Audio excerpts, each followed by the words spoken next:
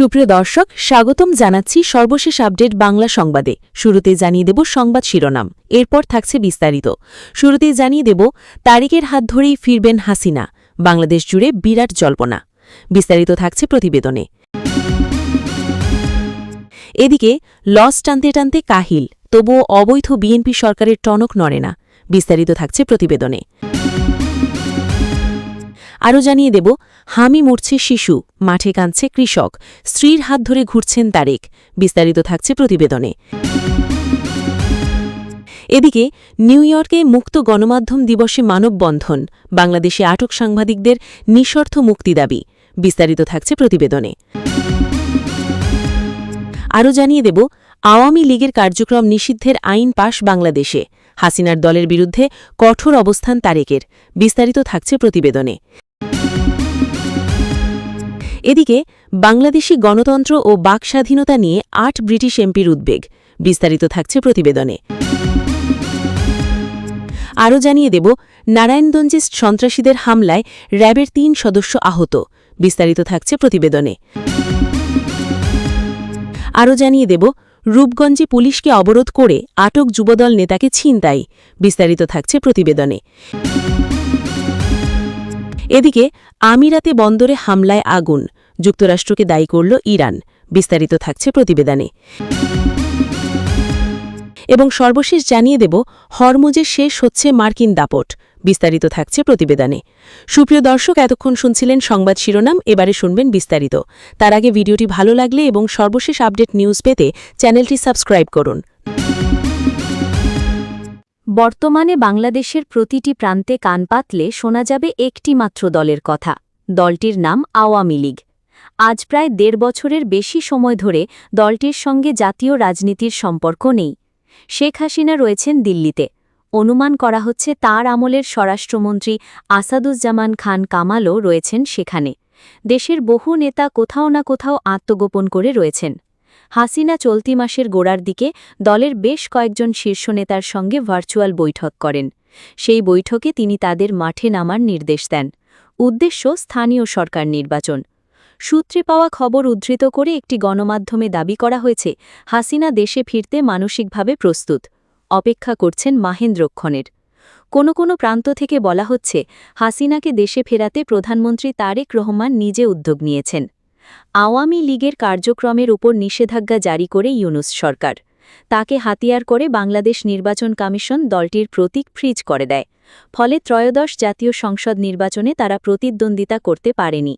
সংসদ নির্বাচনে বিএনপি নিরঙ্কুশ সংখ্যাগরিষ্ঠতা অর্জন করে সরকার গঠন করেছে। তারেক রহমান প্রধানমন্ত্রী পদে আসীন হয়েছে। জামায়াত প্রধান বিরোধী দল হিসেবে আত্মপ্রকাশ করেছে। ভোট প্রচারের সময় জামায়াত ছিল বেশ আত্মপ্রত্যয়ী। নিশ্চিত ছিল তারাই ক্ষমতা দখল করতে চলেছে। ভোটের আগে বেশ কয়েকটি জনমত সমীক্ষায় ইঙ্গিত দেওয়া হয়েছিল যে জামায়াত সরকার গঠন করতে চলেছে। যুক্তি হিসেবে তারা তুলে ধরে আমেরিকার সমর্থন। আমেরিকাও কিন্তু চেয়েছিল জামায়াত ক্ষমতা দখল করুক, কিন্তু দেশের সংখ্যাগরিষ্ঠ মানুষ জামায়াতকে প্রত্যাখ্যান করেছে। তারা ভোট দিয়েছে বিএনপিকে। প্রধানমন্ত্রী হিসেবে তারেক রহমানের কাঁধে গুরু দায়িত্ব। সেই সব দায়িত্বের মধ্যে রয়েছে দেশটিকে আর্থিক দিক থেকে স্বাবলম্বী করে তোলা। বিভিন্ন দেশের কাছে আগের সরকার মোটা টাকা ঋণ করেছে, সেই ঋণ পরিশোধ করার দায়িত্ব এখন তারেক সরকারের। সেই সব দায়িত্বের পাশাপাশি গুরু দায়িত্ব হল হাসিনাকে দেশে ফিরিয়ে আনা, জাতীয় রাজনীতির অঙ্গন আওয়ামী লীগের জন্য খুলে দেওয়া। সম্প্রতি বীর মুক্তিযোদ্ধা ফজলুর রহমানের একটি ফটো কার্ড ভাইরাল হয়েছে। সেখানে দাবি করা হচ্ছে জাতিসংঘ আগামী এপ্রিল বা মে মাসের মধ্যে আওয়ামী লীগকে জাতীয় রাজনীতিতে ফেরাতে সক্রিয় ভূমিকা নিতে চলেছে। যদিও সেই তথ্য ঠিক নয়, জাতিসংঘ থেকে এই নিয়ে কোনো বিবৃতি দেওয়া হয়নি। তবে এই প্রসঙ্গে রাজনৈতিক বিশ্লেষকেরা জাতিসংঘের গত জুলাই-অগস্টের একটি রিপোর্টের কথা বলছেন। সেই রিপোর্টে বলা হয়েছে অপরাধের বিচার হতে হবে, তবে কোনো রাজনৈতিক দলকে নিষিদ্ধ ঘোষণা নয়। সেই সঙ্গে বলে তারা অন্তর্ভুক্তিমূলক রাজনীতিতে বিশ্বাসী। সম্প্রতি একটি গণমাধ্যমের তরফে প্রধানমন্ত্রী তারেক রহমানের একটি সাক্ষাৎকার নেওয়া হয়। সেই সাক্ষাৎকারে তাকে আওয়ামী লীগের ওপর নিষেধাজ্ঞা নিয়ে প্রশ্ন করা হয়েছিল।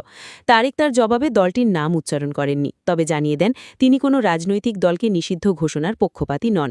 তারেকের ওই বক্তব্য থেকে একটি বিষয় স্পষ্ট হয়ে যাচ্ছে যে তিনিও চাইছেন আওয়ামী লীগ জাতীয় রাজনীতিতে ফিরে আসুক, কিন্তু তারা কিভাবে ফিরবে, বিএনপি বা কিভাবে তাদের জাতীয় রাজনীতিতে ফিরিয়ে আনবে তা নিয়ে একাধিক প্রশ্ন উঠতে শুরু করেছে। একটি বিষয়ে কোনো প্রান্তেই কোনো সন্দেহ নেই যে আগের সরকারের জারি করা নিষেধাজ্ঞার এখন আর কোনো মূল্য নেই। তাছাড়া হাসিনা নিজেই জানিয়েছিলেন ইউনূস সরকার অবৈধ, তাই সেই সরকারের নিষেধাজ্ঞারও কোনো বৈধতা থাকে না। এদিকে গুঞ্জন রয়েছে আওয়ামী লীগের লবিস্ট ফার্মগুলি জাতিসংঘকে বোঝানোর চেষ্টা করছে, চাইছে জাতিসংঘের মধ্যস্থতা। জাতিসংঘকে তারা কতটা বোঝাতে সক্ষম হবে সেটা এখন দেখার বিষয়। আওয়ামী লীগের ফেরার বিষয়ে আন্তর্জাতিক প্রভাবের বিষয়টিও উড়িয়ে দেওয়া যাচ্ছে না।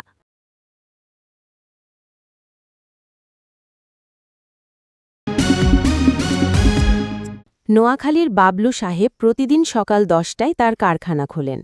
বিদ্যুৎ থাকে 5 ঘণ্টা, কিন্তু 3 জন কর্মচারীকে দিন শেষে 3,000 টাকা ঠিকই দিতে হয়।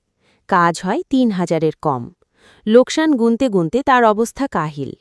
সেনবাগের নয়ন হোসেন 27 জন কর্মচারী নিয়ে ওয়ার্কশপ চালান, কিন্তু 1 ঘণ্টা পরপর লোডশেডিং আর সন্ধ্যা 7টায় প্রশাসনের চাপে কারখানা বন্ধের ঘোষণা তাকে প্রতিদিন একটাই প্রশ্নের মুখে ফেলে দেয়: এই মানুষগুলোর বেতন কোথা থেকে আসবে? পিডিবির নিজস্ব হিসাবেই বলছে, নোয়াখালীর মাইজদি ও দত্তেরহাট সাবস্টেশনে দিনের বেলা চাহিদা 32 মেগাওয়াট, সরবরাহ মিলছে 11 থেকে 14। মানে প্রতিটি ঘরে, প্রতিটি কারখানায়, প্রতিটি পরীক্ষার্থীর পড়ার টেবিলে রাষ্ট্র প্রতিদিন 30 থেকে 40% অন্ধকার পাঠাচ্ছে।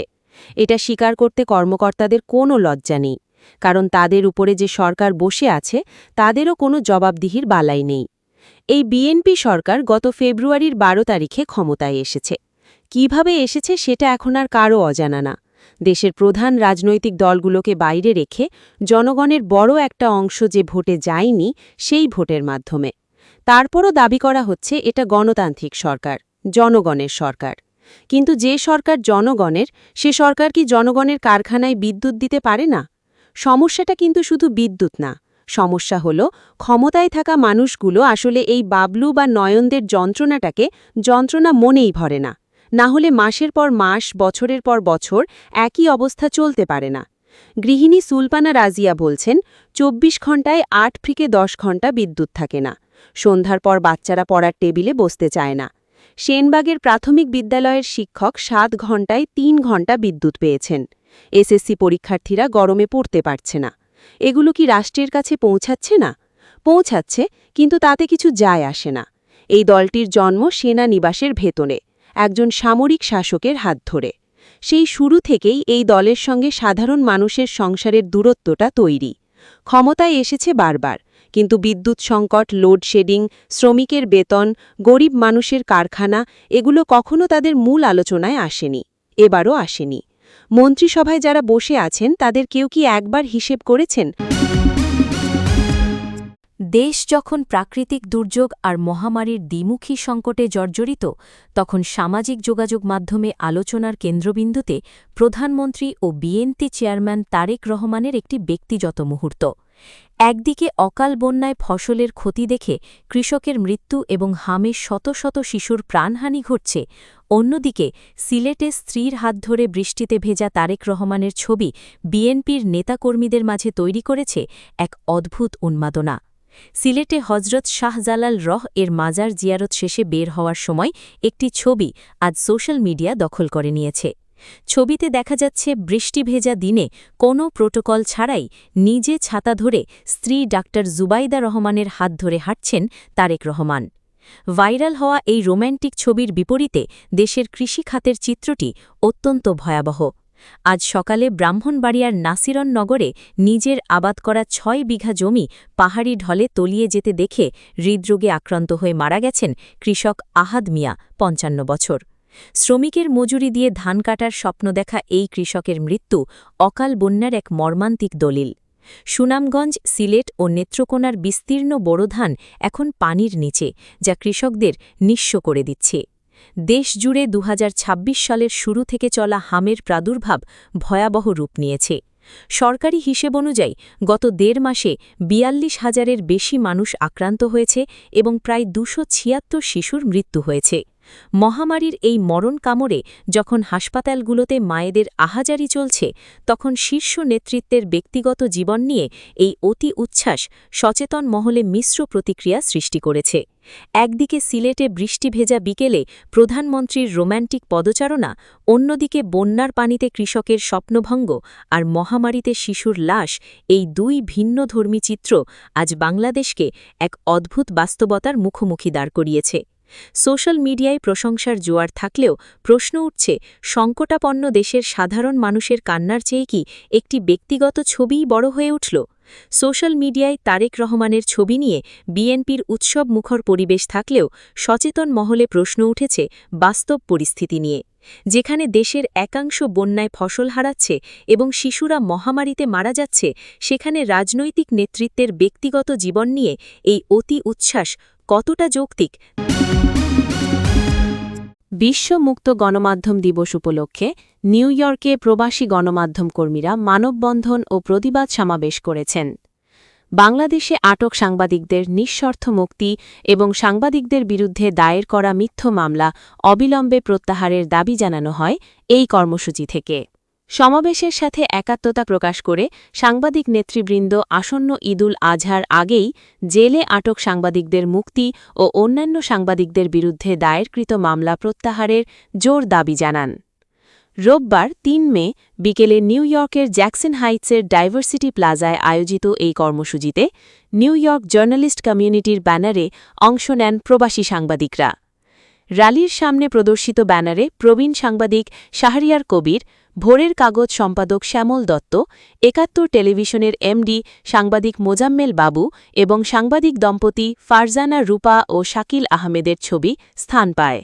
সেখানে লেখা ছিল, free all imprisoned journalists of Bangladesh, withdraw false cases and stop harassment against journalists. সাংবাদিক পিনাকি তালুকদারের সঞ্চালনায় অনুষ্ঠিত সমাবেশে প্রধান অতিথি হিসেবে বক্তব্য দেন ঢাকার জাতীয় প্রেস ক্লাবের সাবেক সভাপতি ও প্রাক্তন সাংসদ সদস্য ফরিদা ইয়াসমিন। ফরিদা ইয়াসমিন তার বক্তব্যে ক্ষোভ প্রকাশ করে বলেন, ভিন্ন মতের সাংবাদিকদের বিরুদ্ধে হত্যা মামলা দায়ের, সিনিয়র সাংবাদিকদের আটক এবং অন্যান্যদের ভয়-ভীতি দেখিয়ে দেশে স্বাধীন সাংবাদিকতার পথ রুদ্ধ করা হচ্ছে। তিনি আরও বলেন, অনেক সম্পাদক ও সাংবাদিকের ব্যাংক হিসাব জব্দ করা হয়েছে, পাসপোর্ট আটক করে বিদেশে যেতে বাধা দেওয়া হচ্ছে এবং কয়েকজন সিনিয়র সাংবাদিককে বিমানবন্দর থেকেই ফিরিয়ে দেওয়া হয়েছে। তিনি এসব কর্মকাণ্ডকে স্বাধীন সাংবাদিকতার পরিপন্থী বলে মন্তব্য করেন। ফরিদা ইয়াসমিন অবিলম্বে কারাবন্দী সাংবাদিকদের মুক্তি এবং তারাসহ অন্যান্যদের বিরুদ্ধে দায়ের করা সব মিথ্যা মামলা প্রত্যাহারের দাবি জানান। সমাবেশে বিশেষ অতিথি হিসেবে উপস্থিত ছিলেন সাপ্তাহিক ঠিকানার সম্পাদক মোহাম্মদ ফজলুর রহমান। অন্যান্যদের মধ্যে বাংলাদেশ ফেডারেল সাংবাদিক ইউনিয়নের সাবেক মহাসচিব ও দিল্লিতে বাংলাদেশ হাই কমিশনের সাবেক প্রেস মিনিস্টার শাবান মাহমুদ, ওয়াশিংটনে বাংলাদেশ দূতাবাসের সাবেক প্রেস মিনিস্টার এবং দ্য ভয়েস নিউজের নির্বাহী সম্পাদক সাজ্জাদ হোসেন সবুজ, বাপস নিউজের চেয়ারম্যান ও বীর মুক্তিযোদ্ধা আবু জাফর মাহমুদ, সাপ্তাহিক জাগো প্রহরীর সম্পাদক লাবলু আনসারি এবং IBN নিউজ 24.com-এর প্রধান সম্পাদক হাকিকুল ইসলাম খোকন ও সাংস্কৃতিক সংগঠক ও সাংবাদিক মুজাহিদুল আনসারি বক্তব্য রাখেন। এ সময় আরও বক্তব্য দেন শিক্ষাবিদ অধ্যাপক হোসনে আরা, সাংবাদিক শহীদুল ইসলাম, সাংস্কৃতিক সংগঠক আক্তার হোসেন, GM হীরক প্রমুখ। এই কর্মসূচির সার্বিক তত্ত্বাবধানে ছিলেন সিনিয়র সাংবাদিক ও দ্য ভয়েস নিউজের নির্বাহী সম্পাদক সাজ্জাদ হোসেন সবুজ। শাবান মাহমুদ বলেন, দেশে মিডিয়া হাউস দখল, শত শত সাংবাদিককে চাকরিচ্যুত করা এবং ২ শতাধিক সাংবাদিকের অ্যাক্রেডিটেশন কার্ড বাতিলের মতো ঘটনা ঘটছে, যা অতীতে কখনো দেখা যায়নি। তিনি আসন্ন ঈদুল আজহার আগেই জেলে আটক সাংবাদিকদের মুক্তি ও অন্যান্য সাংবাদিকদের বিরুদ্ধে দায়েরকৃত মিথ্যা মামলা প্রত্যাহারের জোর দাবি জানান। ওয়াশিংটনে বাংলাদেশ দূতাবাসের সাবেক প্রেস মিনিস্টার সাজ্জাদ হোসেন সবুজ বিগত অন্তর্বর্তীকালীন সরকারের সময়ে বাংলাদেশে সাংবাদিকদের মিথ্যা অভিযোগে গ্রেপ্তার এবং তাদের বিরুদ্ধে মিথ্যা মামলা দায়েরের তীব্র নিন্দা জানান। তিনি অবিলম্বে কারাবন্দী সাংবাদিকদের মুক্তি দাবি ও মিথ্যা মামলা প্রত্যাহার করে দেশে গণমাধ্যমের স্বাধীনতা নিশ্চিত করার জন্য বর্তমান সরকারের প্রতি আহ্বান জানান। প্রবীণ সাংবাদিক এম ফজলুর রহমান মুক্ত সাংবাদিকতার পরিবেশ নিশ্চিত করার ওপর গুরুত্ব আরোপ করে বলেন, মুক্ত গণমাধ্যম এবং সাংবাদিকদের পেশাগত নিরাপত্তা ছাড়া কোনো দেশেই গণতন্ত্র কখনো শক্তিশালী ও বিকশিত হতে পারে না। তিনি বাংলাদেশ সহ সারা বিশ্বে সাংবাদিকদের ওপর নিপীড়ন নির্যাতন বন্ধে সাংবাদিক সমাজের সোচ্চার হওয়া এবং ঐক্যবদ্ধভাবে কাজ করার আহ্বান জানান। সিনিয়র সাংবাদিক মুজাহিদ আনসারি বলেন, গত 2 বছরে প্যালেস্টাইনের গাজায় সবচেয়ে বেশি সাংবাদিক নিহত হলেও এই সময়ে বাংলাদেশে সবচেয়ে বেশি সাংবাদিক গ্রেপ্তার ও নির্যাতনের শিকার হয়েছেন। র্যালিতে অংশ নেন প্রজ্ঞা সম্পাদক উত্তম সাহা, সাংবাদিক শাহ ফারুক রহমান, শিব্বির আহমেদ, দীপক আচার্য, শামিমা দোলা, ওয়াসিউর রহমান ইমন এবং বীর মুক্তিযোদ্ধা। আওয়ামী লীগ সহ নানা মহলের প্রত্যাশা এবং বিএনপির তরফে আভাসও দেওয়া হয়েছিল, তারেক রহমান প্রধানমন্ত্রী হলে শেখ হাসিনার দলের কার্যক্রমের উপর নিষেধাজ্ঞা প্রত্যাহার করে নেওয়া হবে। তবে সরকার গঠনের পর সুর বদলে ফেলেছিল বিএনপি। তারই ধারাবাহিকতায় বুধবার বাংলাদেশ সংসদে আওয়ামী লীগের ওপর নিষেধাজ্ঞা বহাল রাখতে আইন পাশ করাল তারেক রহমানের সরকার। গত বছর 12ই মে তৎকালীন অন্তর্বর্তী সরকার 2009 সালের সন্ত্রাস দমন আইন সংশোধন করে আওয়ামী লীগের কার্যক্রম নিষিদ্ধ করেছিল। এজন্য যে অধ্যাদেশটি মোহাম্মদ ইউনূসের সরকার জারি করেছিল, বুধবার বাংলাদেশ সংসদ সেটিকে আইন হিসেবে গ্রহণ করল। ফলে পাশ হয়ে গেল সন্ত্রাস বিরোধী সংশোধন বিল 2026। বিনা আলোচনায় ধ্বনি ভোটে বিলটি পাশ হয়েছে। তুমুল আনন্দ উৎসাহের সঙ্গে জামায়াতে ইসলামী এবং এনসিপি বিলটি পাশে সম্মতি দেয়। আলোচনা ছিল এই আইনের বিধান ভঙ্গ করলে কঠোর সাজার বিধান যুক্ত করা হবে বিলটিতে। শেষ পর্যন্ত তেমন কোনো ধারা সংযুক্ত হয়নি। অন্তর্বর্তী সরকারের সময় অধ্যাদেশ জারি করে আওয়ামী লীগের কার্যক্রম নিষিদ্ধ করার জন্য আন্দোলন করেছিল জাতীয় নাগরিক পার্টি এবং জামায়াতে ইসলামী। বুধবার বিলটি উত্থাপনের সময় সংসদে সে কথা স্মরণ করিয়ে দেন স্বরাষ্ট্রমন্ত্রী তথা বিএনপির স্থায়ী কমিটির সদস্য সালাউদ্দিন আহমেদ। প্রশ্ন হল, সেই নিষেধাজ্ঞা কেন বিএনপি সরকার বহাল রাখল? সংসদে তা নিয়ে সরকারকে কোনো ব্যাখ্যা দিতে হল না, কারণ বিরোধীরা কেউই এই বিলে কোনো সংশোধনী চায়নি। এই সুযোগে স্পিকার হাফিজ উদ্দিন আহমেদ বলেন, সংশোধনী চাইলে বিলটি নিয়ে আলোচনার অবকাশ ছিল। সেক্ষেত্রে বিএনপি নেতা তথা স্বরাষ্ট্রমন্ত্রী সালাউদ্দিন আহমেদকে ব্যাখ্যা দিতে হতো কী কারণে সরকার আওয়ামী লীগের ওপর নিষেধাজ্ঞা বহাল রাখার সিদ্ধান্ত নিল। মনে করা হচ্ছে এই ব্যাপারে প্রধান 2 বিরোধী দল জামায়াতে ইসলামী এবং এনসিপি বোঝাপড়া করে সরকারকে অস্বস্তিকর প্রশ্নের জবাব দেওয়া থেকে রেহাই দিল। প্রশ্ন হল, তারেক রহমানের সরকার কেন আওয়ামী লীগের ওপর নিষেধাজ্ঞা বহাল রাখতে তৎপর হল? অভিজ্ঞ মহলের বক্তব্য, নিষেধাজ্ঞা প্রত্যাহার করলে আওয়ামী লীগের আত্মগোপনে থাকা নেতাকর্মীরা ময়দানে সক্রিয় হবেন এই আশঙ্কায় বিএনপি আপাতত মুক্তিযুদ্ধের প্রধান সংগঠক দলটিকে রাজনীতি করতে দিতে চায় না। অন্তত আগামী সংসদ নির্বাচন পর্যন্ত তারা এই নিষেধাজ্ঞা জারি রাখতে চায়। তবে পরিস্থিতির বদল হতে পারে যদি আন্তর্জাতিক চাপ তীব্র হয় নিষেধাজ্ঞা প্রত্যাহারের জন্য।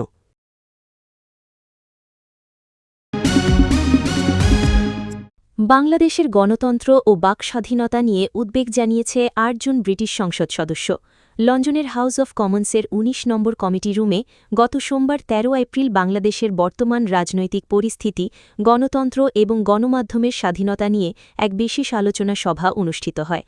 বাংলাদেশি ডায়াসপোরা ইন ইউকে এর উদ্যোগে আয়োজিত এই সভায় ব্রিটিশ পার্লামেন্টের 8 জন সংসদ সদস্য এমপি অংশ নেন। হার্টলিপুলের লেবর দলীয় এমপি জনাথন ব্রাশের সভাপতিত্বে ও প্রবাসী কমিউনিটি নেতা সৈয়দ সাজিদুর রহমান ফারুকের পরিচালনায় সভায় ব্রিটিশ এমপিদের মধ্যে বক্তব্য রাখেন লেবর দলের সাবেক নেতা Jeremy Corbyn, Richard Burgon, Jas Athwal, Christine Jardine, Graham Morris, Oliver Ryan, Henry Tufnell. সভায় উপস্থিত ব্রিটিশ এমপিরা বাংলাদেশের গণতান্ত্রিক পরিবেশ নিয়ে গভীর উদ্বেগ প্রকাশ করেন। তারা স্পষ্টভাবে বলেন, একটি প্রকৃত গণতান্ত্রিক রাষ্ট্রে কোনো রাজনৈতিক দলকে নিষিদ্ধ করা বা তাদের স্বাভাবিক কার্যক্রম বাধাগ্রস্ত করা কখনোই কাম্য নয়। বক্তারা জোর দিয়ে বলেন, একটি কার্যকর গণতন্ত্রের সকল দল ও মতের মানুষের স্বাধীনভাবে মত প্রকাশের পূর্ণ অধিকার থাকতে হবে। রাজনৈতিক প্রতিহিংসা থেকে নেতাকর্মীদের গ্রেপ্তার ও নির্যাতন বন্ধের আহ্বান জানান তারা। সভায় বাংলাদেশের গণমাধ্যমের স্বাধীনতার বিষয়টি গুরুত্বের সাথে আলোচিত হয়। উপস্থিত ব্রিটিশ এমপিরা বলেন, সাংবাদিকরা গণতন্ত্রের চতুর্থ স্তম্ভ। তাদের গ্রেপ্তার বা শারীরিক ও মানসিক নির্যাতন কোনোভাবেই মেনে নেওয়া যায় না। একটি গণতান্ত্রিক রাষ্ট্রে সংবাদকর্মীদের ভয়হীনভাবে কাজ করার পরিবেশ নিশ্চিত করা সরকারের দায়িত্ব। সভায় বক্তারা প্রবাসীদের এই উদ্যোগকে স্বাগত জানান এবং বাংলাদেশের মানুষের গণতান্ত্রিক অধিকার রক্ষায় আন্তর্জাতিক পর্যায়ে জনমত তৈরিতে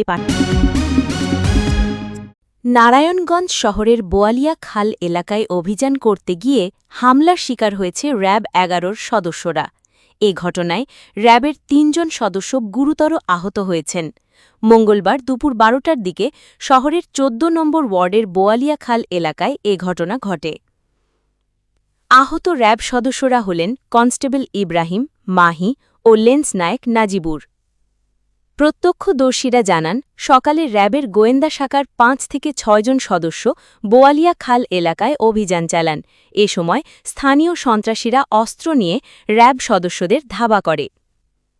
সন্ত্রাসীরা র্যাবের ৩ সদস্যকে কুপিয়ে গুরুতর আহত করে। পরে আহতদের উদ্ধার করে ভিক্টোরিয়া হাসপাতালে পাঠানো হয়। সেখান থেকে একজনকে গুরুতর অবস্থায় ঢাকা মেডিকেল কলেজ হাসপাতালে পাঠানো হয়। র্যাব ১১-র সিও সাজ্জাদ হোসেন জানান, আমরা ঘটনাস্থলে কাজ করছি, অভিযান চলমান আছে, শীঘ্রই এ বিষয়ে ব্রিফিং করা হবে। নারায়ণগঞ্জ জেলার অতিরিক্ত পুলিশ সুপার অপরাধ তারেক আল মেহেদি জানান, পুলিশ ঘটনাস্থলে কাজ করছে, আসামিদের ধরতে অভিযান চলমান রয়েছে। নারায়ণগঞ্জের রূপগঞ্জে উপজেলা যুবদলের সিনিয়র যুগ্ম আহ্বায়ক ও হত্যা, মাদক ব্যবসা সহ একাধিক মামলার পলাতক আসামি শামীম মিয়াকে রূপগঞ্জ থানা পুলিশ আটক করলে পুলিশকে অবরোধ করে হামলা চালিয়ে তাকে ছিনিয়ে নিয়েছে শামীম মিয়ার সহযোগীরা। এ সময় শামীমের সহযোগীদের হামলায় ৭ পুলিশ সদস্য আহত হওয়ার খবর পাওয়া গেছে। পরে অতিরিক্ত সদস্য নিয়ে অভিযান চালিয়ে শামীম মিয়ার স্ত্রী সহ ১৩ জনকে আটক করে পুলিশ।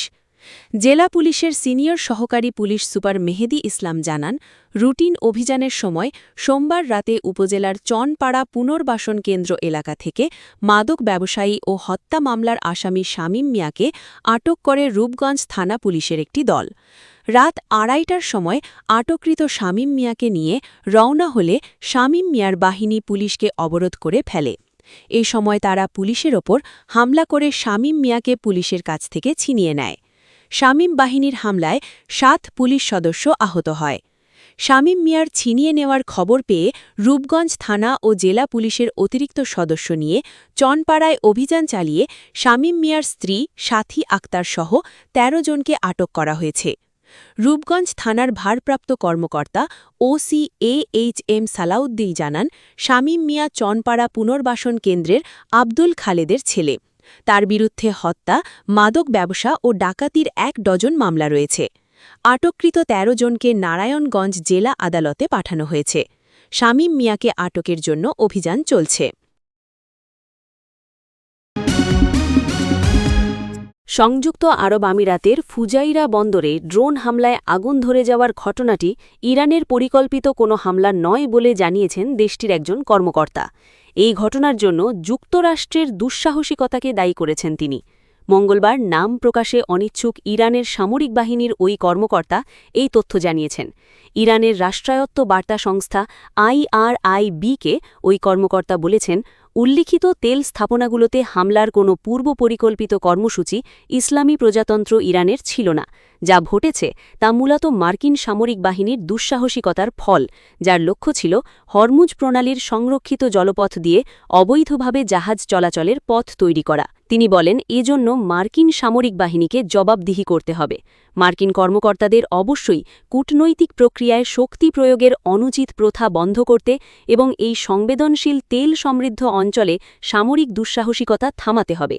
তাদের এই ধরনের কর্মকাণ্ড বিশ্বজুড়ে বিভিন্ন দেশের অর্থনীতির ওপর প্রভাব ফেলছে। এদিকে ইরানের পার্লামেন্টের স্পিকার মোহাম্মদ বাগের গালিবাফ বলেছেন, হরমুজ প্রণালীতে একটি নতুন সমীকরণ তৈরি হচ্ছে। সতর্ক করে দিয়ে তিনি বলেছেন, যুক্তরাষ্ট্র এবং তার মিত্ররা নিজেদের কর্মকাণ্ডের মাধ্যমে নৌ নিরাপত্তা এবং জ্বালানি পরিবহনকে হুমকির মুখে ফেলেছে। সামাজিক যোগাযোগ মাধ্যম এক্সে দেওয়া এক বার্তায় গালিবাফ বলেছেন, যুদ্ধবিরতি বিলঙ্ঘন এবং ইরানের ওপর নৌ অবরোধ আরোপের মাধ্যমে যুক্তরাষ্ট্র এবং তার মিত্ররা জাহাজ চলাচল এবং জ্বালানি পরিবহনের নিরাপত্তাকে ঝুঁকিপূর্ণ করে তুলেছে। ইরানের এই স্পিকার বলেন, তথাপিও যুক্তরাষ্ট্রের এই অপকর্ম অবশ্যই প্রশমিত হবে। গালিবাফ বলেন, বর্তমান পরিস্থিতির ধারাবাহিকতা যুক্তরাষ্ট্রের জন্য অসহনীয়, আর ইরান এখনও পাল্টা ব্যবস্থা শুরুই করেনি। গত 28 ফেব্রুয়ারি যুক্তরাষ্ট্র এবং ইসরায়েলি সরকার ইরানের বিরুদ্ধে উস্কানিমূলক এবং আগ্রাসী যুদ্ধ শুরু করে।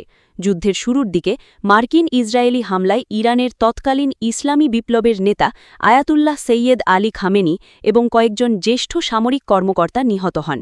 এর জবাবে ইরানের সশস্ত্র বাহিনী টানা কয়েক সপ্তাহ ধরে অধিকৃত ভূখণ্ড এবং পারস্য উপসাগরীয় অঞ্চলে মার্কিন এবং ইসরায়েলি সামরিক অবস্থান লক্ষ্য করে ক্ষেপণাস্ত্র ও ড্রোন হামলা চালায়।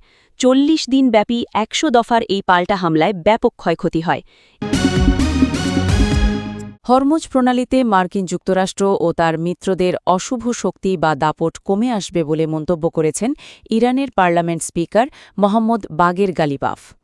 সামাজিক যোগাযোগ মাধ্যমে দেওয়া এক পোস্টে তিনি অভিযোগ করেন, যুদ্ধবিরতি লঙ্ঘন এবং অবরোধ আরোপের মাধ্যমে যুক্তরাষ্ট্র এই অঞ্চলে নৌ চলাচল ও জ্বালানি পরিবহনের নিরাপত্তাকে বিপন্ন করে তুলেছে। গালিবাফ বলেন, হরমুজ প্রণালীতে একটি নতুন সমীকরণ তৈরি হচ্ছে। আমরা ভালো করেই জানি বর্তমান পরিস্থিতি বজায় রাখা আমেরিকার জন্য অসহনীয় হয়ে উঠছে, অথচ আমরা এখনও আমাদের কাজ শুরুই করিনি। গত 13 এপ্রিল থেকে ইরানের সব বন্দর ও নৌ চলাচলের ওপর নৌ অবরোধ আরোপ করেছে যুক্তরাষ্ট্র। এর প্রতিক্রিয়ায় গালিবাফ এমন হুঁশিয়ারি দিলেন।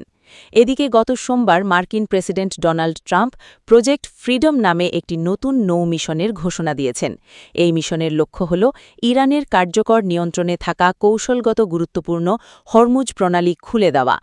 ট্রাম্পের পরিকল্পনা অনুযায়ী মার্কিন রণতরীগুলো এই পানিপথ দিয়ে বাণিজ্যিক জাহাজগুলোকে পাহারা দিয়ে নিয়ে যাবে। ইরানি স্পিকারের মতে, ওয়াশিংটনের এ ধরনের পদক্ষেপ ওই অঞ্চলের স্থিতিশীলতাকে আরও ঝুঁকির মুখে ফেলবে। তবে ইরান তাদের অবস্থানে অনড় থাকবে বলেও তিনি ইঙ্গিত দিয়েছেন।